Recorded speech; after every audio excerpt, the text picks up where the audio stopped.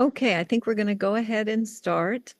Welcome to Impressions of a New World, Jacob Leisler, Nicasius de Sille, and the Promised Eden of 1660s New Amsterdam.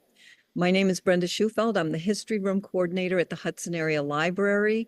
This is the third of our annual Leisler Lecture collaborations, and we are very excited to be collaborating for the first time with the Columbia County Libraries Association. They are a nonprofit corporation that supports 11 public, association, and school libraries in Columbia County by facilitating cooperation between libraries to better serve all the residents of Columbia County. By working together, they are able to leverage resources and expertise to allow individual libraries to provide more materials and service than we would be able to provide on our own as small independent libraries. And this includes online programs like this one, which are recorded and are on our YouTube channel, as this one will be. So we are joined by, of course, our speaker for tonight, Toya Dubin, Director of Mapping Early New York for the New Amsterdam History Center, David Voorhees, founder and director of the Jacob Leisler Institute for Early New York History, who has brought us this program, and Emily Shemitas, library director of the Hudson Area Library. Emily will be putting website links in the chat for our history room, the Leisler Institute, and the Mapping New York page on the New Amsterdam History Center, and also the 3D model page. And we will have a Q&A at the end. You are welcome to put your questions in the Q&A section, or when the time comes at the end, you can put your questions there, and Emily will be working with those. So David Voorhees will introduce our guests this evening. We thank David again for bringing the Leisler Lectures, now in their 6th year, to our library. The Leisler Institute is located in Hudson, a short distance from the library. And David is also managing editor of De Havaman, The Half Moon, a quarterly scholarly journal published by the Holland Society of New York. So David. Okay. Thank you, Brenda. It is again with appreciation that I thank the Hudson Area Library for hosting the Jacob Leisler Institute Lecture Series. This series, which introduces the latest scholarship into colonial New York and New Jersey, is made possible through the generous support of the Van Dyke Family Foundation, the Hudson River Bank and Trust Foundation, and the Bank of Greene County Charitable Foundation, as well as by numerous private donors. Our speaker this evening is Toya Dubin. Ms. Dubin is president and owner of Hudson Archival, which was founded in 1982 to provide high-resolution digital, microfilm, and records management services to libraries, museums, and government offices. She helped to launch the New Amsterdam History Center's Mapping Early New York project and the creation of a 3D tour of New Amsterdam based on the 1660 Castillo Plan. Her work is currently on view at the Before New York exhibit at the New York Historical Society in Manhattan. July 24th, 1660 is the date when Jacob Leisler, then a 20-year-old Dutch West India Company soldier, arrived at Manhattan aboard the Vergilde Otter. Ms. Dubin is presenting this evening the world which greeted Leisler as he stepped ashore in this strange new land. Please help me welcome Toya Dubin. Thank you so much, David. Welcome everyone to this evening's presentation. I'm Toya Dubin, director of the New Amsterdam History Center's Mapping Early New York. And I'm very grateful to the Jacob Leisler Institute and to David Voorhees for inviting me to talk this evening. And to David in particular, because he helped me with some of the very early iterations of this project in the encyclopedia side of things. He was just amazingly helpful. So as you can see from the screen, this is our 3D impression of the world that Jacob Leisler and Nicasius de Sille and some others inhabited in 1660s New Amsterdam, and we'll be talking about the details of that shortly. I want to thank the funders of Mapping Early New York, the Robert David Lyon Gardner Foundation, the Society of the Daughter of Holland Dames, the First Families of New York, the Netherland America Foundation, Ken Chase, the Consul General of the Kingdom of the Netherlands, and many private donors who make this work possible. We're very grateful. I also, in case you think I'm doing this all on my own, wish to disabuse you of that notion very quickly. I have a lovely and large creative team, including the wonderful Nitin Gadia, who is our mapping director and who has created all the wonderful time slider maps that you'll see this evening. Edward van Dijk from the Netherlands, who is the director of 3D modeling, who created the 3D models that you'll be seeing. Drew Shiptar-Ravis, our Algonquian historical consultant, who helps us make sure that we get as much of the indigenous experience and culture correct as possible. Esme Berg, our executive director, who makes the work possible. Mustafa Akbey, who is the Drupal developer who has helped me develop the encyclopedia. Jerry O'Toole, who is the database developer who's brought in all of the remarkable document collections, including the Dutch documents from the New York State Archives, the New York City Municipal Archives, and there are a lot of other very generous organizations who have helped us, including the Holland Society, the New Netherland Institute, the New York Public Library, and others. Here's Cindy Bogart, who is our web designer, who makes it all look beautiful. We also have a long list of additional creative contributors. The 3D models that you'll see tonight, Russell Shorto and the New York Historical Society were great contributors to helping us make those models as good as they are. I also especially wish to thank John Holman and Rick Vandenheuvel, who were exceptional models of 17th century clothing. I also have a brief note here about language. In this work, we spent a lot of time looking at 17th century documents with words like Indians or savages rather than Native Americans or indigenous people, or slaves rather than enslaved persons. Please forgive us if we use vocabulary that comes from the documents. In our encyclopedia, you can see that we have used multiple terms for in order to better cover vocabulary and to allow search results that are really good for people who will approach the site with different levels of vocabulary or different understandings of how to term things. There are several links here, which I know they're going to be putting that into the chat at some time. If you need to reach me, I'm at info@newamsterdamhistorycenter.org. Please be patient. I am a volunteer. Sometimes it takes me a few days to get back to people. Okay, so we are going to get started here. Let's imagine that this beautiful painting by Len Tantillo, who shows us a bit of what New York might have looked like in the day, sort of shows you the bucolic look that we imagine perhaps people might have imagined that world to be like. This is our main site. You can get into the Mapping Early New York project here, and you can explore the 3D models here if you wish. But in the meantime, I'm going to go back to where we were here.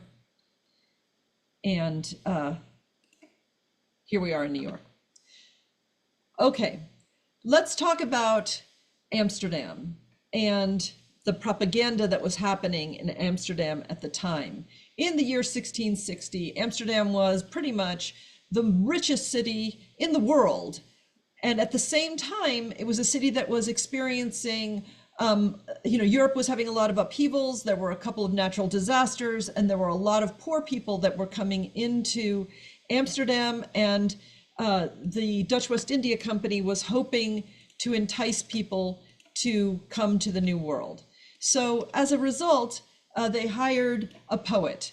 Jacob Steendam was their poet, and he wrote about this amazing new world in poetry, and that was distributed in Amsterdam. And I'm going to read you just a single line, not the whole thing, just to give you a sense of what people were thinking about New Amsterdam.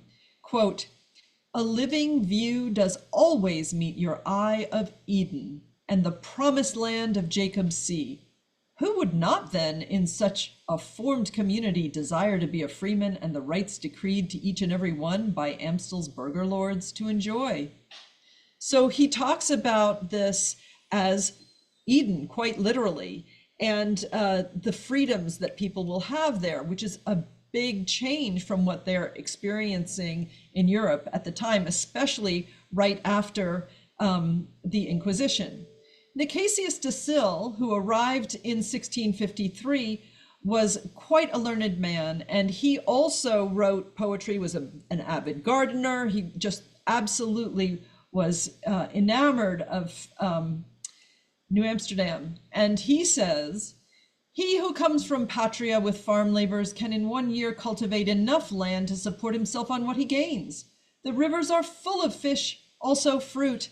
The Indians offer these for sale. Likewise, venison as fat as mutton." Now you have to understand that venison was a really big deal to Europeans. Mostly venison was reserved for royalty or the aristocracy who had estates upon which the venison was reserved for them, and poaching venison could get you killed.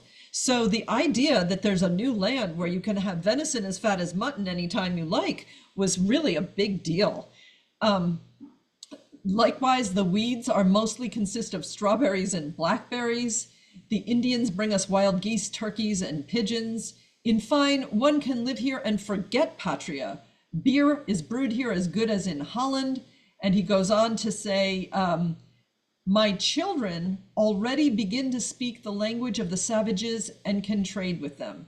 So that's a really big deal to think about. He's writing that in 1654. He arrived in 1653. So only a year later, his children are already beginning to speak those languages.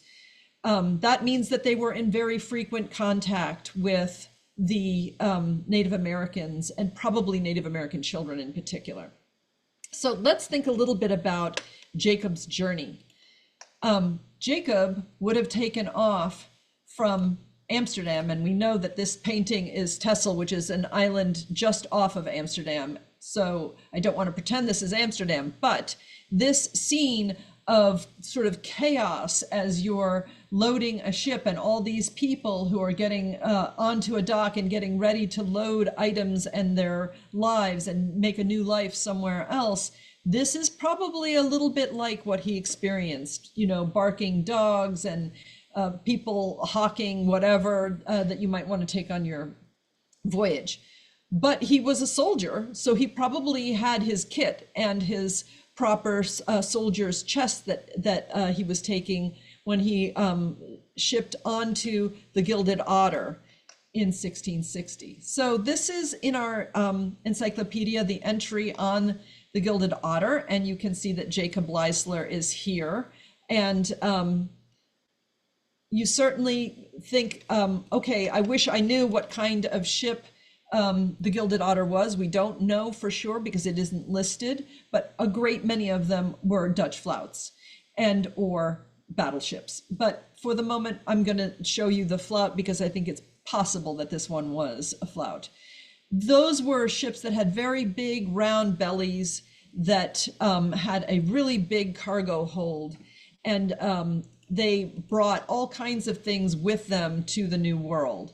This is a cutaway model of this kind of ship, and you can see that the hold is filled with barrels of everything from food to trade goods, axes, knives, fabrics like duffel, which was so valuable in the New World. And then the very bottom of the hold, all along here, is lined with cobblestones and roof tiles and barrels of lime, which are very heavy and act as ballast. Roof tiles in particular were very much needed in the New World because they were making originally roofs out of either thatch or cedar shake, and they kept catching on fire. So they really wanted those roof tiles in the New World. This ship, as you can see, is more than 50% cargo, which means all the people had to be stuffed into these little areas up here in hammocks. And some of these ships carried, like the Mayflower, carried, 130 people in this very, very small area. So it was very, very tight. People got to know each other very well. And the trip took at least 2 months, often 2.5 months. And there were times when you found yourself in horribly stormy seas. And so I shudder to imagine what it was like to be down in the hold in a ship like this, in a sea like this, with 100 and some odd other people. So obviously, Jacob made it all the way across and did just fine. This is his entry in our encyclopedia. We do not have a portrait of him yet. I hope that someday one will be discovered and we can add it. And you will see that we've included his arrival, his daughters, his marriage, and links to the Jacob Leisler Institute's very exceptional biography of him. We just have a couple of very minor notes in comparison. Jacob Leisler Institute is definitely where you want to read about his life in detail. So he was 20 years old and a soldier, and here is where he arrived. He would have come in to New Amsterdam on one of these ships that had to probably dock or weigh anchor pretty far from the dock, because the hold was so filled with stone and lime and roof tiles that it couldn't get in close to the dock. So these ships were then unloaded by smaller ships that brought the goods and the people to the main dock. And when you got to the main dock, you saw a whole world of people who were of all different races, colors, religions, countries. You'll see here that we have a woman, an enslaved African woman. We have here a Jewish merchant. There are some Dutch people talking. And there are a little further along over here, there is an Indian trading area where the Native Americans are trading. You'll also notice this wheelbarrow. Wheelbarrows are all over the 3D model. Charlie Gearing from the New Netherland Research Center worked with us and on these models, and was very, made us very carefully include things like wheelbarrows because they were so critical to moving goods in that time. So we made sure that they were pretty much everywhere. After he left the dock, he probably would have gone to the fort and the barracks. So we're going to show you the fort and the barracks. And you can see as you come in from above, the fort is a 4 bastion fort. And one of the bastions is in the process of being made into stone. We know from the documents that in the year 1660, this part of the fort was being improved so that it was stone rather than wood and tamped earth. And the enslaved Africans who came over from the wars in the Kingdom of Congo and became enslaved by the Dutch West India Company actually had a background in Congo of being stonemasons. So we know they were highly skilled workers when they arrived and were probably put to work on the fort right away. This overhead view allows you to see the village as a whole at that time. You'll see that it's a little bit flat. We have yet to add proper topography. That's going to be in the next iteration of the model. So that this model is now in its 6th iteration, and we continue to improve it all the time.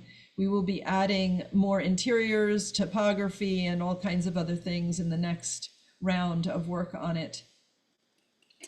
So Jacob arrives here in July. It would have been hot, sunny, beautiful weather for him, and they probably would have housed him in these barracks right here. So he would have climbed these stairs and put his kit away. And as a young 20-year-old guy, he would have been really excited about finding a new home and certainly excited about getting off that ship. But interestingly enough, a few months later in the fall, the soldiers were demobilized and Jacob was given a land grant. We don't know exactly where that land grant is. 3 years later, at the ripe old age of 23, he would marry the widow Elsie Timons and start a family. And by 1676, at 36 years old, he would be the third wealthiest man in the city.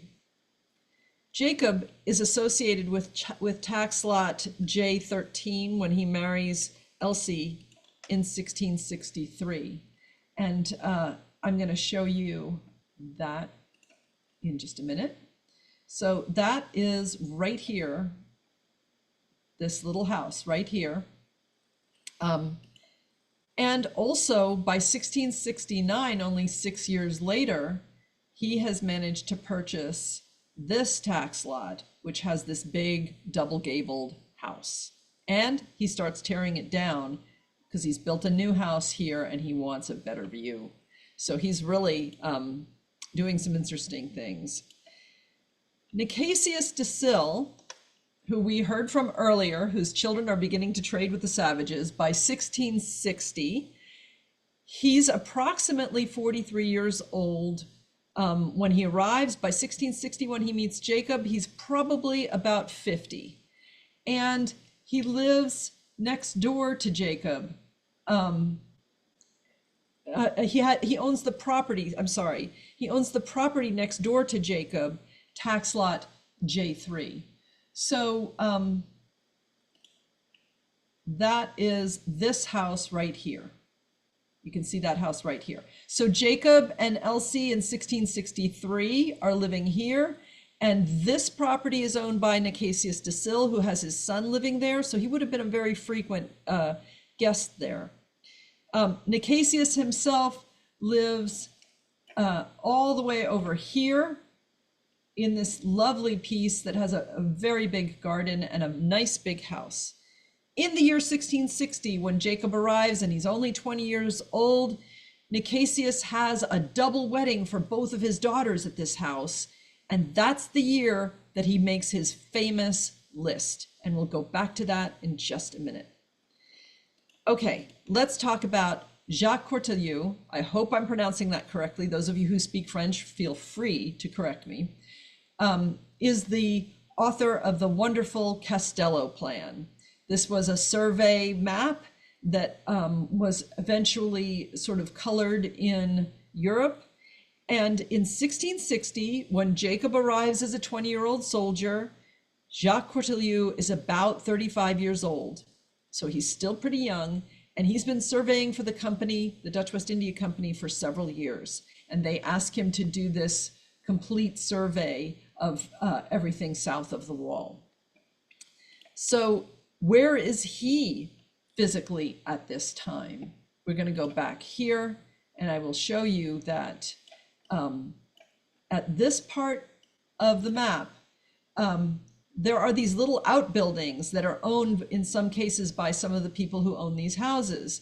And one of them over here is rented to Jacques Cortelyou for an office in the year 1660. Starting in February, he uses that building as his office to make the Castello plan, to go through the process of making sure he records every single house and every single garden and the dimensions and all of that stuff. So he's also very, very close to the location of the other people. And you can see, if you wish to read about all of that, it is in here. Stokes talks about it in great detail. So Cortelyou made the beautiful Castello plan. And from my perspective, for many years, it would have been nothing more than just a map, like any other map, maybe a little bit more detailed than some maps, and that would have made it kind of cool. But what made it a map worthy of obsessing over for more than 400 years and for generations of scholars to become obsessed with is Nicasius de Sille's list. Nicasius took this map and made a list of everyone who was living in each of the houses at that time. Now, granted, he did not manage to do a great job of listing all of the enslaved people. but at least the owners or renters of the houses he did record. And thus we are able to both go forwards and backwards in time and trace that to many of the deeds and leases on these properties, which has allowed us to get a sense of life at that time. So although this is a very beautiful map, it would be just a beautiful map were it not for Nicasius de Sille and his amazing list. So let's take a look at their locations at that time. I'm going to zoom in a little bit here for you. So in 1660, Jacob Leisler arrives here, and he's in the barracks, and he's mostly in the fort in the first part of the year. Eventually, where he goes between 1660 and 1663, I'm not sure yet, but certainly by 1663, he has married Elsie Timons and taken residence in the house that she had owned from her prior marriage. By 1669, a mere 6 years later, he has managed to survive an English takeover and become wealthy enough to take this piece of land and start taking apart this house because he's building a larger house here and he wants more garden. So this area right here, Whitehall Street, is known as the Strand, and the Strand is here and here, and this is Whitehall Street. And this is how we're showing it in the map, in the 3D model.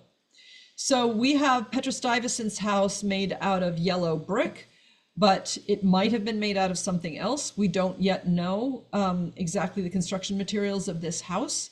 I know there's another version of it that has it clad in limestone, which is really interesting. I'm curious about that one too. And this is the double-gabled house that eventually Jacob Leisler has taken down because he's making a bigger house back behind here. So what was this small village like in 1660 when Jacob arrived? Well, let's take a look at Sarah Kierstead's house, which is right over here. So remember, Jacob would have been living in the barracks, but he certainly came in through the dock and certainly passed this area as he was headed for the fort. And this area is the Indian trading area in front of Sarah Kierstead's house. So Sarah Kierstead is a very interesting character.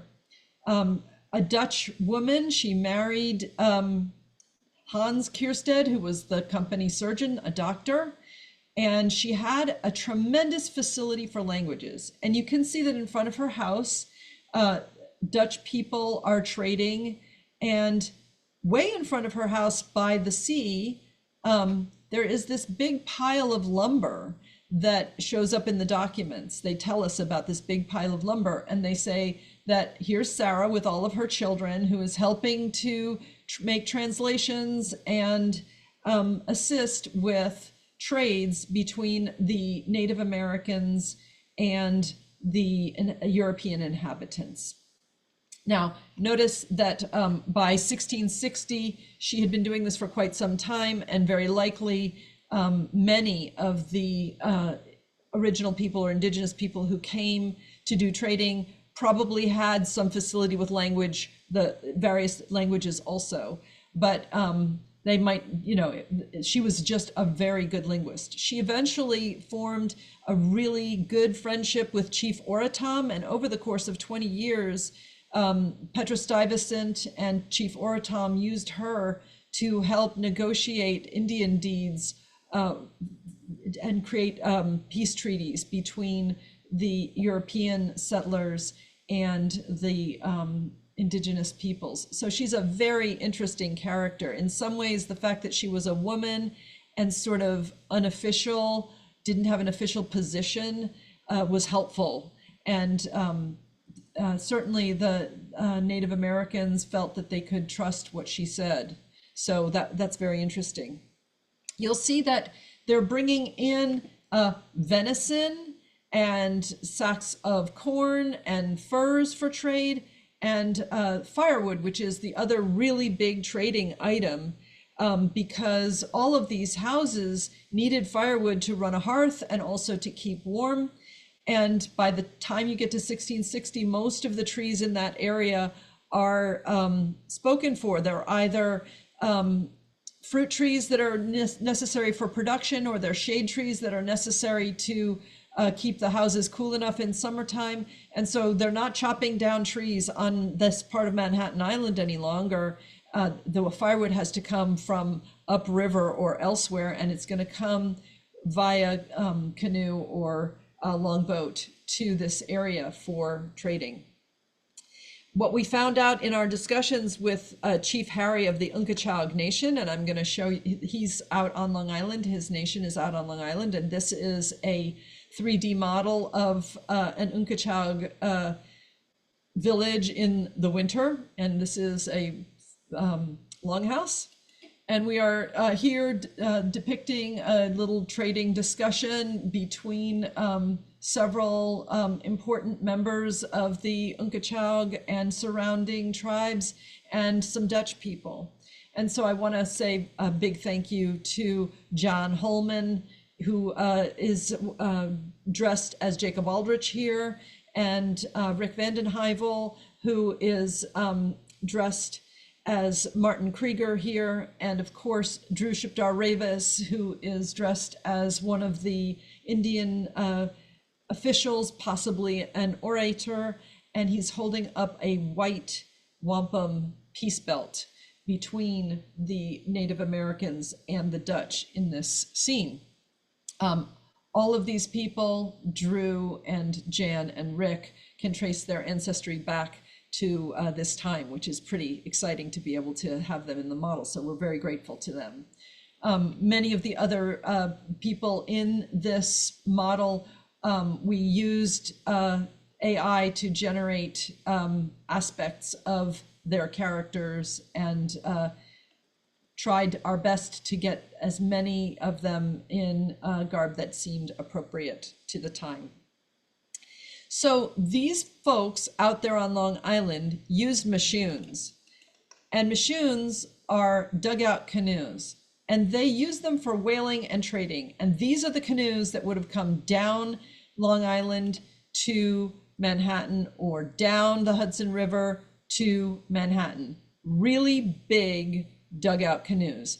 In the documents, they talk about some of them being as much as 40 feet long. You could put 20 people in them, or a whole lot of firewood. So the Hudson River probably looked like I-95 with machoon traffic, a lot of it, in order to keep trading in lower Manhattan. One of the interesting things in the interview that we encountered with Chief Harry Wallace is that Manhattan has always been a place of trade, that the Native Americans were trading there long before the Europeans arrived, because it has a harbor that never freezes. And certainly out on Long Island, all of those tribes were hunting whale in the wintertime on machoons. So they were perfectly comfortable taking a machoon ride down to Manhattan to trade goods. And there are a lot of trade goods that are present in collections up in Long Island that have materials that simply aren't present on Long Island. So we know that that trade was existing. This is an article from our encyclopedia on how machoons are made. Drew Shipdar Ravis has written a very wonderfully detailed article here, should you wish to learn more about machoons. Okay, going further up the street, Jacob would have encountered the House of the Enslaved Workers. This was a very small house in which probably almost 30 people lived. It's described as being in very poor repair. There were at least probably about 30 or more people crammed in there together. We've shown that in the back there's a small garden and people are tending the garden. We have white Dutch cabbage and spinach, and collards are growing there. And we've got a woman who is churning butter, and another who is tending some chickens in the back for eggs. So we are imagining that the enslaved population was having to raise food for themselves as well as everyone else was there. Now, I want to talk for a quick moment about how we came up with enslaved African characters in the 3D model. This was a really big challenge for us because A lot of the characters in our model come from 17th century Dutch paintings, but when you look at 17th century Dutch paintings of Africans, they are typically enslaved Africans are shown either in very fancy dress as pages to a very wealthy family wearing velvet, or wearing almost nothing at all except a loincloth. And this is something that seemed completely unlikely. Neither one of those things seemed likely for the weather in New Netherland. So we did a bit of research, and we found that there were specific cloths that were used for the slave trade. This is a swatch book from 1788. It's a little bit later, but this same cloth had been in production in India for hundreds of years. And it is actually listed in the cargo holds of several of the ship journeys that we are dealing with here. So we know that the Dutch West India Company was using cloth like this for clothing for enslaved people. So we fed that cloth swatch to an AI and told it to make a skirt in a particular shape and size that would have been appropriate to that time, and clothed this African model in that. And then her top is made out of unbleached duffel cloth, which is a sort of very thick woolen cloth that was also brought over for enslaved people to keep them warm, because otherwise they simply wouldn't survive the weather here. So this is a really interesting and different kind of house for the area. And the enslaved people who lived here, eventually this house was taken down, and most of these people were given what was called conditional freedom, where they were given land further north of the city. And we'll talk about that in just a minute. So our next stop is City Hall, which was originally a tavern and includes a garden. Because this is a Dutch West India Company property, we have enslaved Africans who are tending this particular garden. We know that the municipal charter was granted in 1653, and this became the first city hall. So it's kind of an interesting gathering place for a city hall. The other thing that Jacob would have seen, and it would have felt so comfortable to him, is that this city had canals built to manage the water, just like in Amsterdam. And so you can see in the canals here that we've built bridges, and people have boats in the canals, and they dump things in the canals. There are barrels floating. Edward van Dyck, our amazing modeler, did a whole lot of research on canal bridges of the specific time, 1660, and found some wonderful architectural drawings of those canal bridges. And so he built these to match 1660 architectural drawings, which is, wonderful. These canals were a problem, though. When there was a big storm, the water from the storm could actually take down parts of the walls of the canal, and they had to be constantly rebuilt. And people kept dumping garbage and things into them. So there's a lot of court cases about the canals. The next thing, Jacob, by Sunday of that week, Jacob would have been asked to attend church, because everyone attended church. And you can see here, he's probably out on parade with these soldiers practicing his marching. And after they're finished, they will probably work their way into the church here. And you can see this church that we built is based on the exact specifications listed in the documents: size, height, and so forth. We also have a contract, which I'll show you just briefly. The Ogden brothers had a contract for the stone exterior of this church, and they brought this stone all the way from Stamford, Connecticut. And so we used photography of Dutch churches with the same kind of stone to skin this model to get it to be somewhat accurate, or as accurate as we can.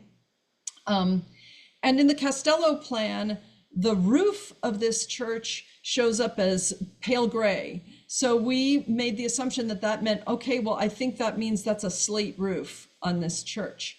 So we put a slate roof on the church. If we, one of the great things about a digital project is if we find out later on that there's a document that tells us that it was something else, we can always change it.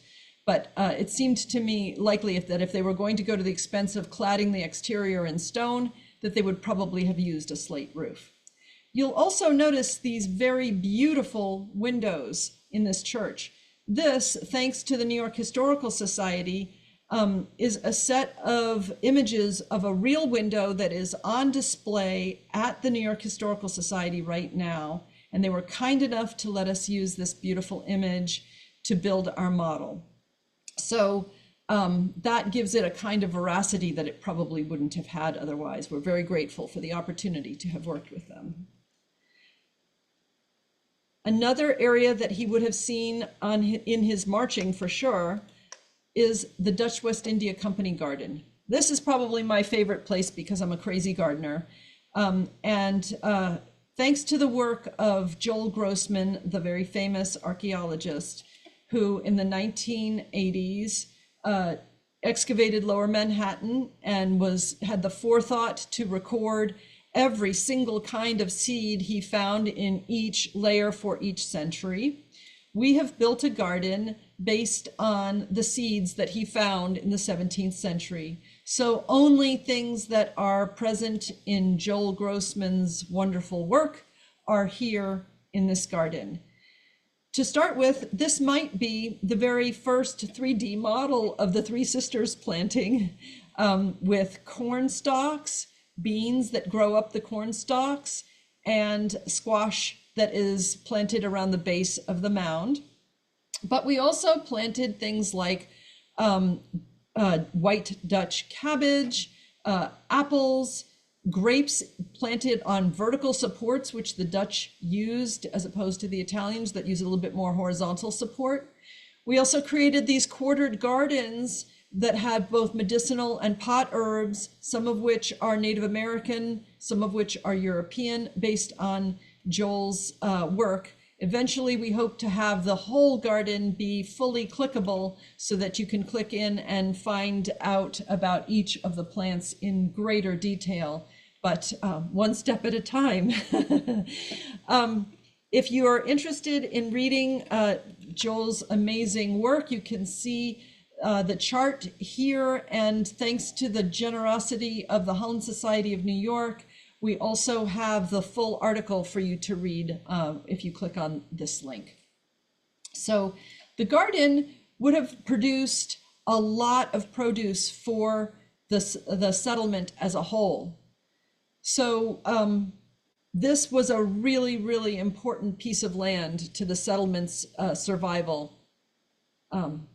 So next, Jacob probably would have at least done one tour of duty on the wall. And we're going to zoom down into the wall, and you'll see that's the wall for which Wall Street was named in New York. And it wasn't, it was kind of a board fence almost with packed earth behind it. I'm going to pause us right here so that you can see we actually built the 3D model based on this schema diagram from the documents that tells you exactly the width of the ditch, the height here, the height of the fence, what the tops of the palace, the verticals look like, all of that stuff. So using these dimensions, we built this trench and wall to fit that. And you can see up here, this north of the wall here, this area, Broadway continues right along. That's the Wickwassuck Trail. Further north to the area that's about like Greenwich Village became what was known as the Land of the Blacks. This was the area where the manumitted or freed slaves were given land. And it sounds great. Oh, they gave them land, but they also required that they grow enough food on that land that they could pay an annual tax or tithing, if you will, to maintain their freedom. So they had a very conditional freedom. They had to really work hard on that land to raise enough food for their own families and perhaps for trading, but they still had to every year raise enough to give back to the settlement to maintain their freedom. And their children were not free, so they had to really sue for manumission of their children and often had to pay additional fees to keep those children free. It was a difficult system for them. So here on the wall, this is where we might have found Jacob, his 20-year-old self, very excited about being a soldier, perhaps cleaning his gun, watching carefully to see everything. So this wall was designed to as a military defense, but it didn't really work. It was built in 1653, and in 1655, the Peach War broke out. And let's see if we can show you a quick map. Sorry for the delay here. All right, we're going to go to the original Castello plan here. And you'll see that here's the wall. In 1655, when the Peach War broke out, Henrik van Dyke shot an indigenous woman who was picking peaches in his orchard. And shortly thereafter, 64 Machoon canoes carrying 500 warriors landed along the coast here. They just ignored the wall entirely and came by water. So they took over the island very quickly. Eventually a peace was negotiated, but other things happened. It was very unfortunate for everyone involved. But I just bring that up because the wall did not serve as a military defense, as they somehow never seem to. Okay, Broadway. This very, very wide avenue was originally the Weequassuk Trail, and this was probably taken by indigenous original people for centuries, coming down to the bottom of Manhattan to trade. By the time the fort was built and the wall and Broadway or the Gentleman's Way was made so wide, you now had a big fort and a cattle market. Well, the cattle market probably did more to change the landscape and push the indigenous people out than anything else. If you let pigs or cows or sheep loose in one of the indigenous fields that had the Three Sisters planting, it would be ruined within a day. And so this beginning to breed and trade cattle and create vast pastures for these kinds of animals is part of what forced the indigenous people further and further and further away from this part of Manhattan. So we have to ask the question, now that we have seen all of this, was this indeed the Eden that Jacob had hoped for? Slavery, war with Indians, investments in trade ships that could sink, the Little Ice Age, pirates, an English takeover 1 year into his marriage, and yet oysters, lobster, venison, peaches, a strong church and community, and land so fertile it would grow anything. He seems to have made the best of it. I'm not sure that it was the Eden they said that it was, but let's take a look at what it became today. So this is a simulation, or animation as they say, made by Edward Van Dyke, our 3D modeler, using one of our earlier 3D models that is relatively simple. And he's going to show you just the area south of the wall as a single piece. and how modern New York grew off that land. And also how much additional land was created around just that small original area. So thank you very much for giving me the time to share my project with you this evening, and many thanks to the Jacob Leisler Institute for their wonderful work on Jacob Leisler and his era. It is my great hope that in our next iteration of the model, we'll be able to show the full range of time that Jacob was here. And I'm available for questions. Sorry. Okay, so, oh, good, we're back. All right. Oh my goodness, this was absolutely wonderful. I even got a text from one of my friends that signed on to say how great this was. Toya, what has been done with this 3D model and with your explanation is wonderful. David? No, this is a fantastic presentation, and the possibilities of, as you continue to work on it, are endless. It's very exciting, very, very exciting work you're doing.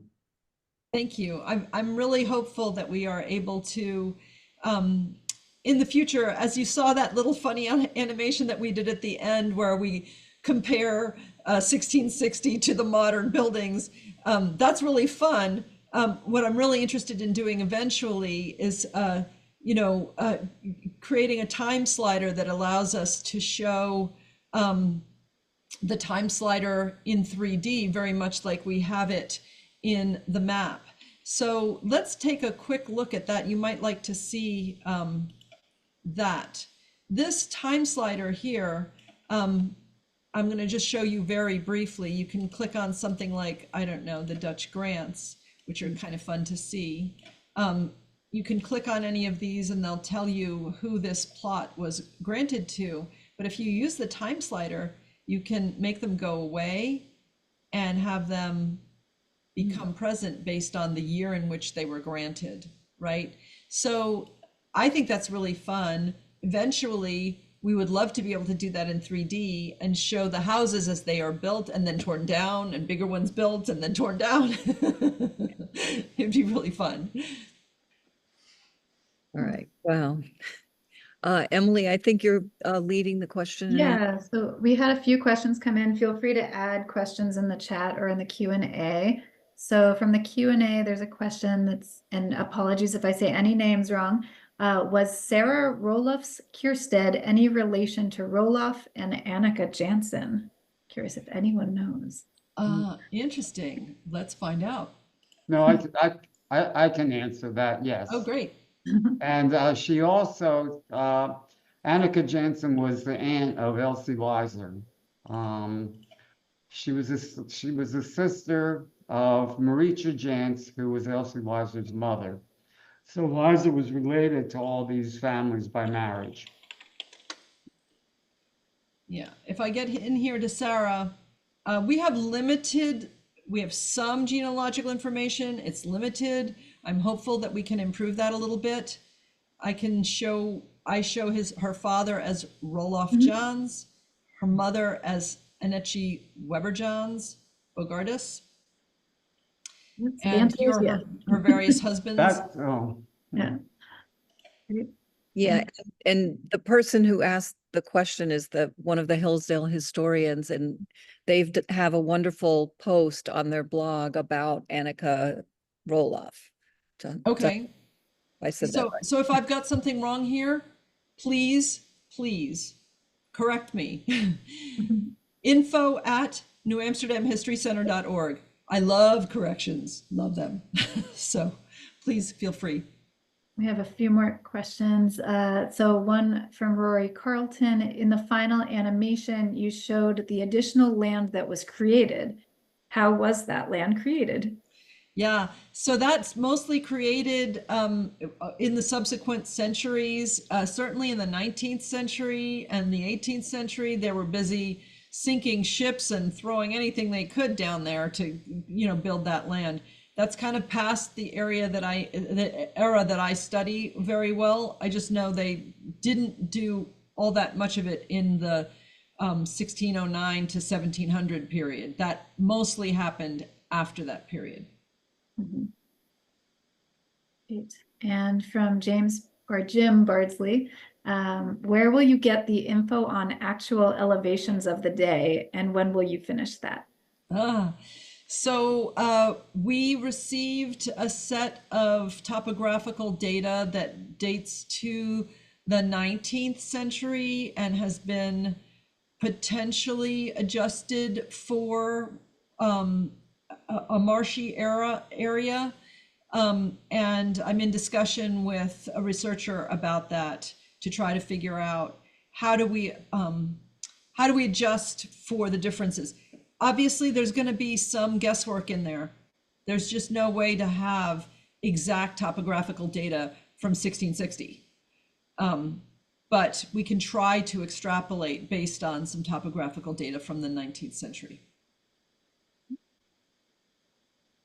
And Thomas Pano asks, where did drinking water come from? Oh, Important. this is part of another presentation called "No Beer, No Colony." Basically, by the time you get to 1660, there's not a whole lot of drinking water. People are making small beer in their houses, and that is they're drinking small beer and tea. They're not really drinking water very much.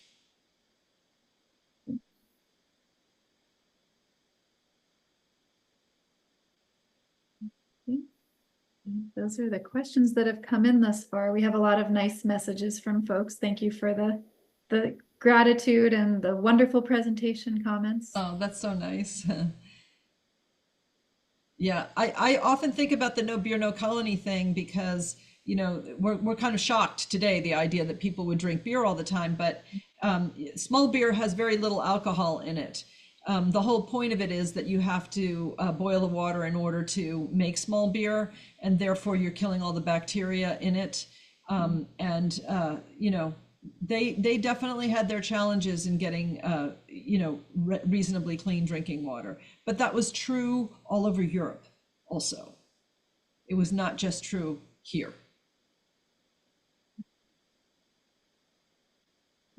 We have another question. Let's see.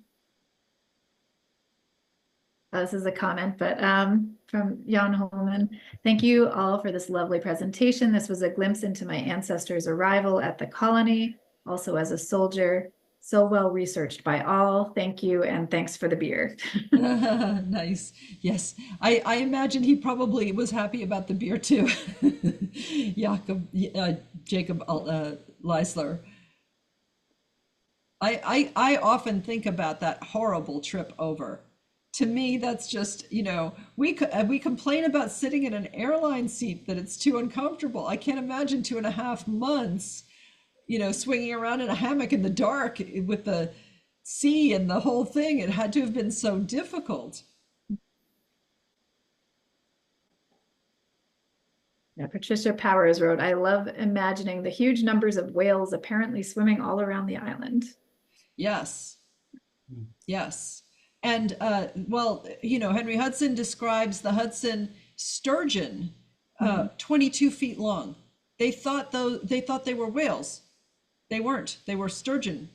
Imagine that you know, they could have had a caviar trade that rivaled anyone in the world had they realized that and done a good job of conserving them and conserving the water in the Hudson over the many hundreds of years.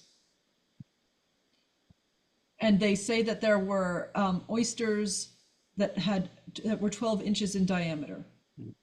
There's a wonderful drawing by Jasper Dankerts in 1679 that's looking down the Hudson River, and there's a whale in the middle of the drawing. Sure. Swimming in the Hudson River. Sure. Yeah. And also the Michoud culture of the Hudson River and of the whole area. I found, to me, that was the thing that was just so monumentally enlightening. I just didn't realize how important Michoud culture was to the functioning of the colony and the functioning of the original people and their massive trade. You know, we have this crazy idea that it was just sort of a blank wilderness. It wasn't at all. It was a highly sophisticated, heavily populated woodland area with a very sophisticated trade routes and culture and language and everything. It was not some empty slate that the Europeans were entitled to just sort of take over. But smallpox, I think, played a very big factor in that. By the 1650s, there were so many smallpox epidemics that the Native American population had really, really been affected by it. And that was not intentional. I think it just happened. I think it was like COVID, you know, these things happen. Someone in the Q&A asked if there were still sturgeon in the Hudson, and I see that Chris had put something in the chat where this week a 16-foot sturgeon was caught and released in the Hudson. So there's the answer for that one. There still are, good for them, Yeah. right? That's a big boy. Awesome. Or girl, who knows? Chris also asked if you could discuss Annika Jan, sorry if I'm pronouncing it wrong, once the richest woman in the New World. Have I got the right person here? I believe so. And then she Weber Jans? She was what she acquired, because of her marriage to Bogardus, Reverend Bogardus, she acquired land on Manhattan. But at that point in time, when she was alive, it was not worth anything. The land itself became very, very, the value of it increased greatly. And in the early 20th century, there was a suit brought for the heirs of the family to acquire that land. But that's when the land was worth millions and millions of dollars. But in her own lifetime, the land did not have much value. Mm-hmm. Well, what I know about her is that her mother was the company midwife, and her daughter was Sarah Kierstead, who married a doctor. So clearly, within the family, there was an interest in medicine, for sure. We also have this wonderful will that you can read if you're interested. I found the connection, the medical connection, to be particularly fascinating to me personally, because when you go to Hans Kierstead's entry, I found this very interesting article from 1853 for Kierstead's remedy, which is a balm to be used for problems with breastfeeding. So here you have a family that has multiple midwives and a doctor, and we know that they had a medicinal garden, and that she had all of this interchange with the indigenous people. I've always wondered about whether Kierstead's remedy was actually some kind of medicinal ointment that what came originally from the indigenous medicinal culture. But it was still being sold in 1853. So imagine that, all those years later.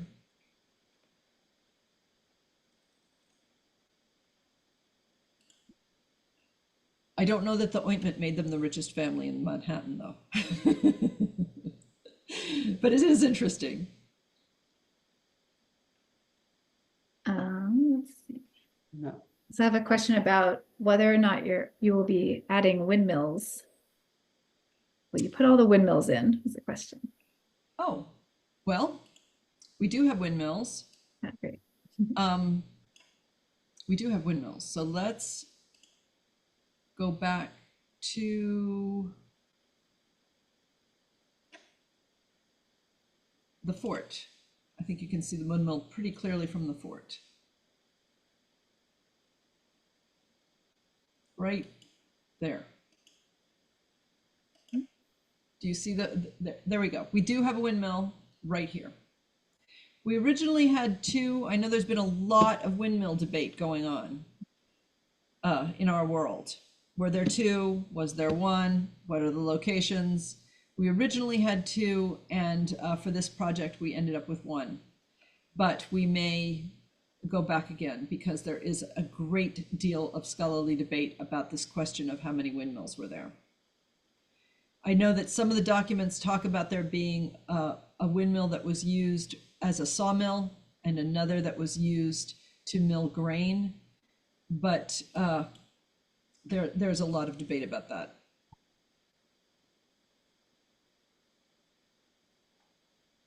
And we have yet to get to modeling in the boroughs, Brooklyn and Queens and all of that, and we know that there were windmills out there for sure.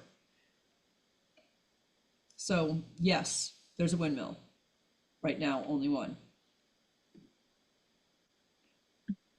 Yeah. Sorry, there are a lot of questions that came in. No, I'm happy. I'm happy. That's great. Does the model include the residence of Marie? I don't know how to say these Dutch names. Lambert's Mole, daughter of Lambert. It's in the chat if you want to read it yourself as well. Okay. Lambert Hubertson Mole, who married Gerrit Hendricks on May 7th, 1646 at the Dutch Reformed Church. Well, if they lived anywhere on this lower part of Manhattan, then it is there. It may be not fully modeled. So let me do a little bit of explanation here. Fully modeled, like the church, is where you have really concentrated on getting all of the textures exactly correct and made sure that the measurements are correct and made sure that you've managed the topography underneath the building and all of those good things. There are sort of, I don't know, 320 or so structures in the whole model. In order to do that, we hope to do that in the next iteration where we are able to address every single structure sometime over the next 3 years. But in order to have a model that was light enough to move quickly and that put our attention to detailing certain things, we created the rest of the houses in what we call gray box or brown box mode, which is just a very basic box with some very basic textures. So it's possible that that house has been modeled, but not in detail yet.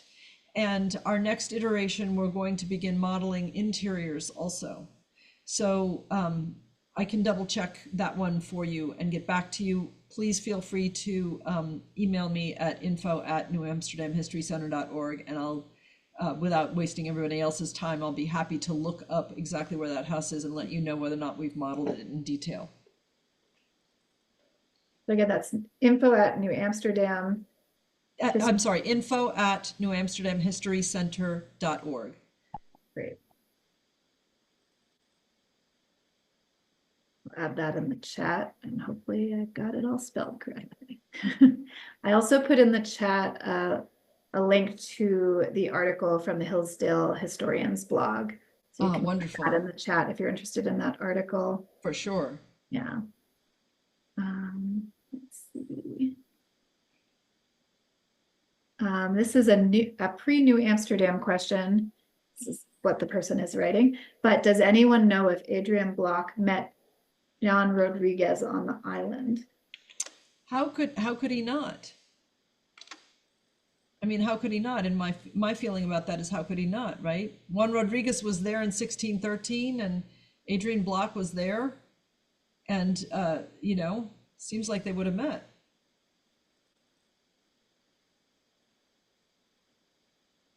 I think Juan Rodriguez is a too forgotten character in this whole amazing drama. I think he's a very interesting character. You know, he clearly had some, you know, he's wearing a Spanish name. He probably spoke Spanish and or Portuguese.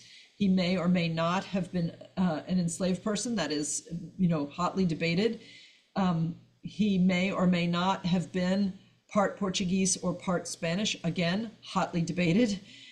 What isn't debated is that he stayed.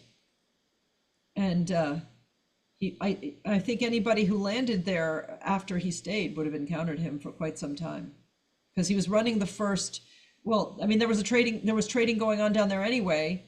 All the Native Americans were trading down there, and he found that he was happy doing that. And by the time they got back, they were like, who is this guy with the trading happening? How was sewage addressed in the settlement? Ooh, this was trouble, right? Because people kept emptying chamber pots into the canal. And Stuyvesant was not happy about that.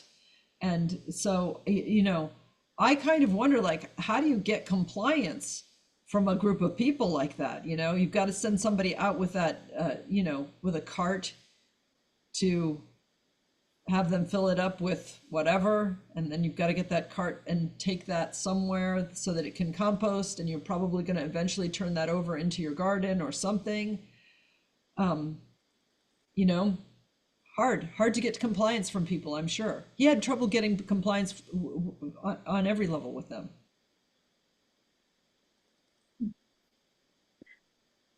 We'll do a couple more questions. Were any of these settlers Huguenot? Yes, Walloons, Huguenots, Turks, Spaniards, Portuguese, Dutch. There's an Italian or two. Amazing. Jews, both Sephardic and Ashkenazi. It's New York, basically, just smaller. You know. And when was a description of New Netherland written? You know the year? Oh my goodness, there's a trick question. That's Adrian Vanderdonk's fantastic book. I don't have the year off the top of my head. I'm so sorry. I was trying to look it up quickly, but just trying to balance those things. So I was hoping one of you might just know the magic answer. Yeah, I don't have a magic answer. I'm sorry. That's okay.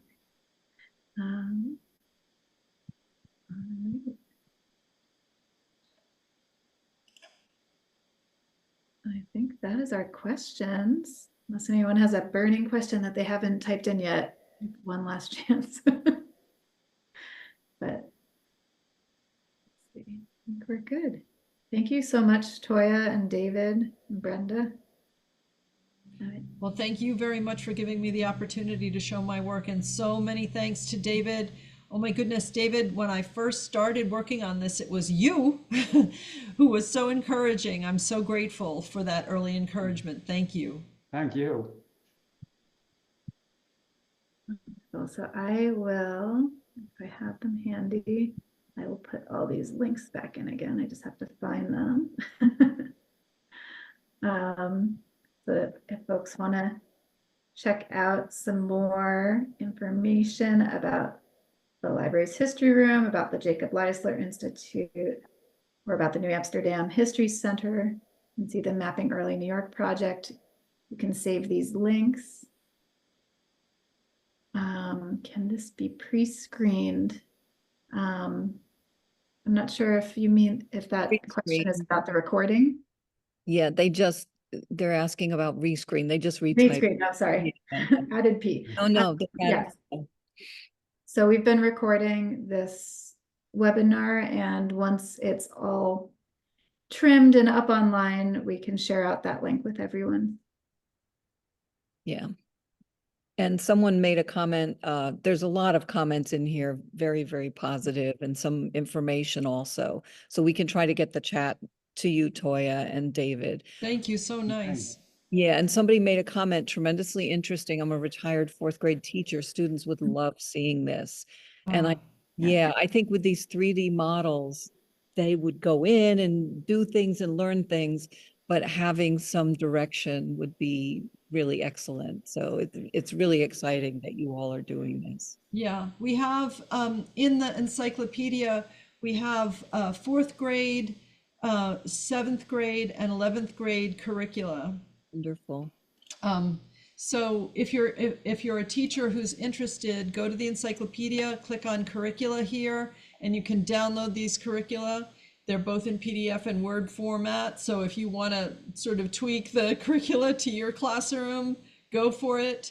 I do want to show you one other thing that I think is pretty great. And that is that if you can register in the site for free, And that allows you to save your work and create your folders.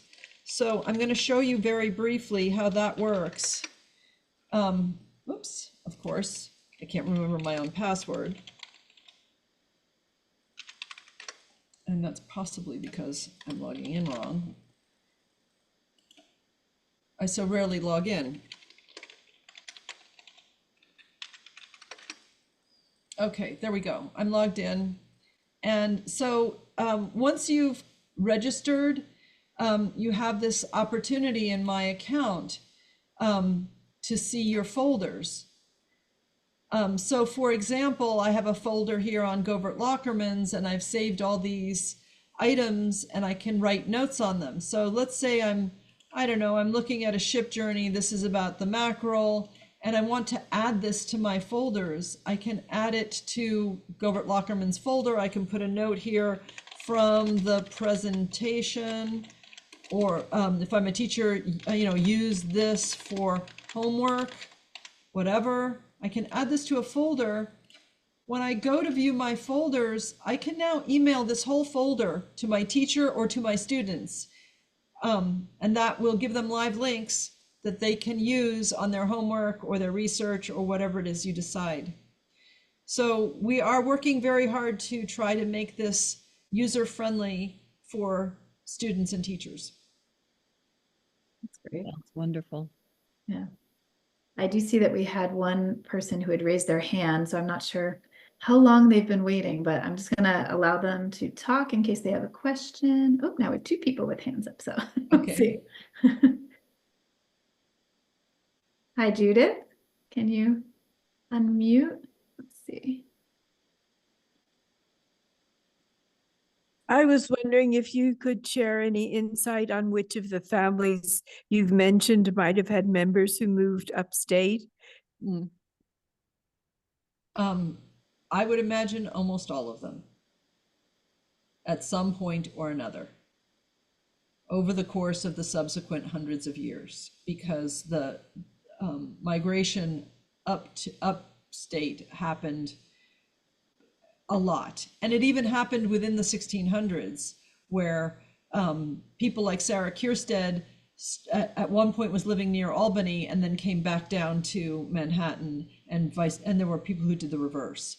So there was a tremendous amount of moving back and forth between those areas. Did any of them particularly move to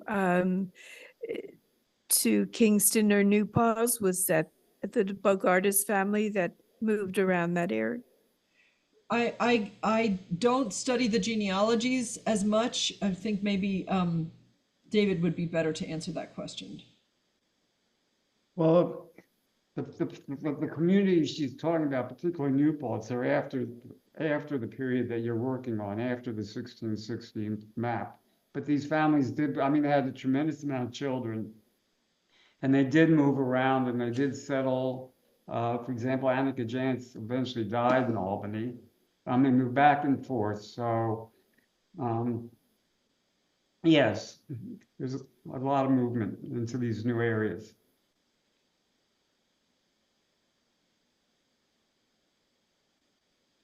I think when you're trying to trace a particular ancestor or a particular family, boy, it's very helpful to sit there with a map and dates and list the places and dates that people lived in, because boy, did they move around a lot. We think of them as being very, sedentary. Like, we have this idea they're in this village and they live there the whole lives. It's not like that at all. I mean, one of the people made 11, count them, 11 ship journeys back and forth to Europe. I can't even imagine the agony of that.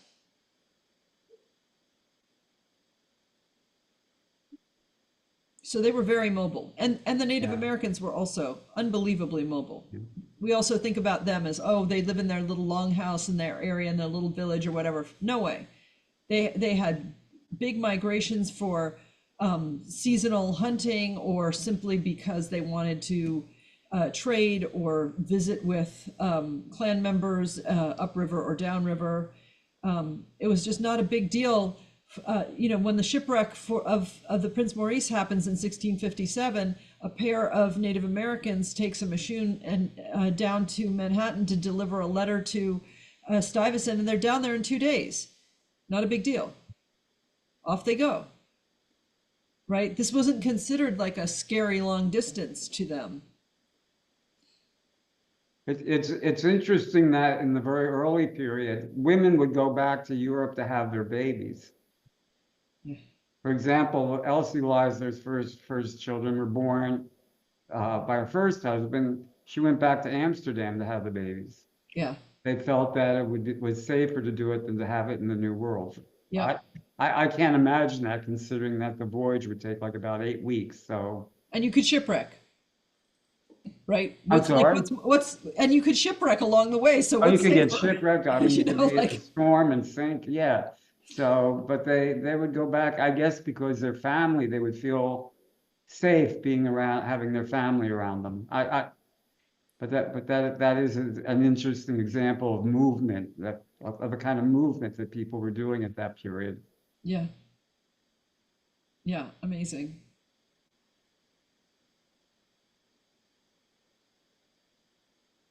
All right. Well, thank you so much, and thank everyone. The comments are of course very positive. This is absolutely amazing. It really is.